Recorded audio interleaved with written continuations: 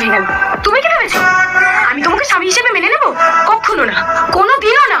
তুমি আমাকে ভুল তুমি কি ভেবেছো এই বিয়ে আমি নিজের ইচ্ছা করেছি? না, এই বিয়ে আমি পরিবারের চাপে করেছি। আমি তোমার সাথে কোনোদিনও সংসার করবো না।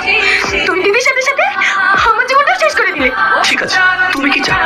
মুক্তি, মুক্তি চাই। এই নাও ডিভোর্স পেপার। ঠিক আছে, আমি তুমি মুক্ত করে দিচ্ছি।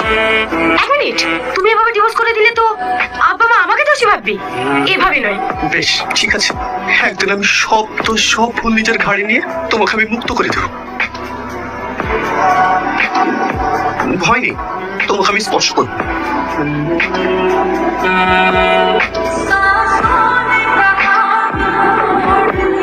যাই বলো, এতদিন পর আবার এই সংসারটা পরিপূর্ণ হয়ে উঠেছে।